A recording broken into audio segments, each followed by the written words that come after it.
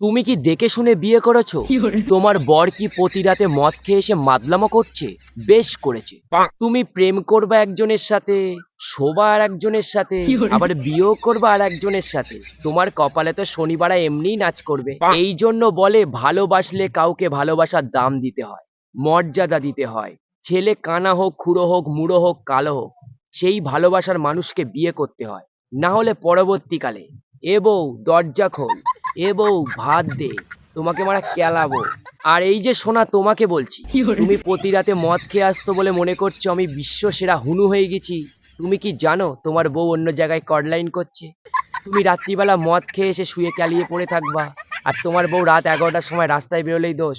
এবার ধরো কিছু কিছু মানুষ আমাকে বলবে, আমরা তো প্রেম ভালোবাসা করে বিয়ে করেছি, তা সত্ত্বেও আমার বর কেন মদ খেয়ে বাড়ি ঢোকে? দেখো সোনা, একটা কথা বলি, দুনিয়া ধ্বংস হয়ে যাবে কিন্তু মদ কিন্তু মানা ধ্বংস হবে না। একটা ছেলে একটা মেয়ে কিন্তু সবসময় ভাবে আমার বাবুর ফুলশয্যা খাট কিন্তু আমিই সাজাবো, কিন্তু পরবর্তীকালে দেখা যায় সেই বাবুর খাট অন্য কেউ সাজিয়ে ভাঙছে। বলো তো মানা কেমন লাগে? একটা মেয়ের বাপ সবসময় চায় তার মেয়ে যেন রাজ রানী হয়ে লোকের ঘরে থাকতে পারে, কিন্তু কিছুদিন পরে দেখা যায় তার জামাই মদ খেয়ে এসে রাত্রিবেলা তার মেয়েকে কেলাচ্ছে। যে চাকরির জন্য তার মেয়েকে বিয়ে দিয়েছিল সেই চাকরি বাড়া চলে গেছে। তখন সেই কাকু ভাবে, ইস, আমার মেয়ের জীবনে ওই পাঁটাটাই বাড়া ভালো ছিল। আর যাই হোক, নুন ভাত খেয়ে তোমরা সুখে থাকতো। যারা দেখে শুনে বিয়ে করছো টাকা পয়সার লোভে, তাদের আমি একটাই কথা বলবো, টাকা পয়সা কিন্তু শরীর দেখালেও আসে, সুখ কিন্তু আসে না। তাই তোমার জন্য যে হিরো আর হিরোইনটা অপেক্ষা করছে, তাকে আদর দিয়ে, ভালোবাসা দিয়ে, চুমু দিয়ে তাকে ছাদনা তলায় নিয়ে যাও।